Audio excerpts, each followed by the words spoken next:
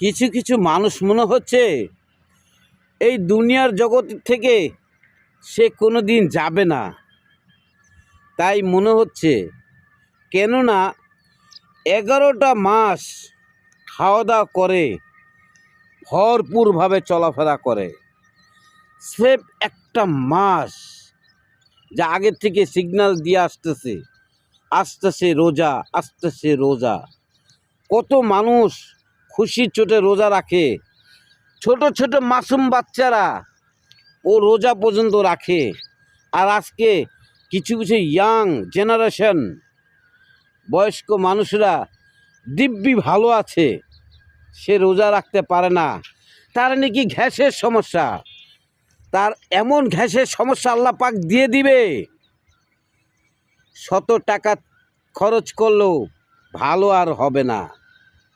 আপনি একটা জিনিস চিন্তা করে দেখেন, যখন আপনার রোজা রাখে না, তখন যদি একটা মানুষ না খেয়েও থাকে, তখন তার পেটের কি অবস্থা থাকে।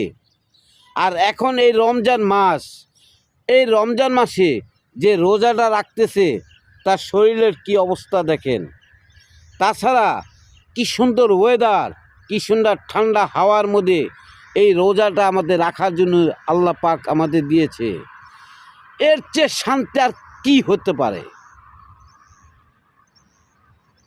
কোম্পানির সার্ভিস যখন করতেছেন, কত রকম হিসাব তাকে দিতে হচ্ছে। আপনার মসজিদেও দেখতেছি না নামাজ পড়তে, অথচ বড় বড় হাদিসের কথা বলে দিতেছেন। রোজাও রাখতেছেন না, বলতেছেন আপনার পেটের সমস্যা, গ্যাসের সমস্যা। বুঝে রাখেন, এই দিন না, আরও দিন আছে। এখনও সতর্ক হয়ে যান। আজকে বা কিছুক্ষণ পরে আপনি থাকতে পারবেন কিনা বলতে পারবেন না, চলে যেতে হবে ওই ওপারে। কি দিবেন হিসাব বলতে পারেন। পহেলা রমজানে চিটাগাঙ্গে ইয়াং একটা ছেলে, তার ছোট্ট মাসুম বাচ্চা আছে, ইফতার আনতে গেছে, পথে আসার পথে রোড অ্যাক্সিডেন্টে মারা গেছে। ওই যে বাপে বসে রয়েছে, মায় বসে রয়েছে, স্ত্রী বসে রয়েছে, বাচ্চা বসে রয়েছে, হালিম খাবে। ছোট্ট মাসুম বাচ্চার জন্য হালিম এনতে গেছে, রোজা রাখছে বিধায়।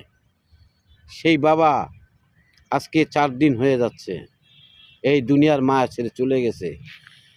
কি নিতে পারছে? কিছু নিতে পারছে? পারে না।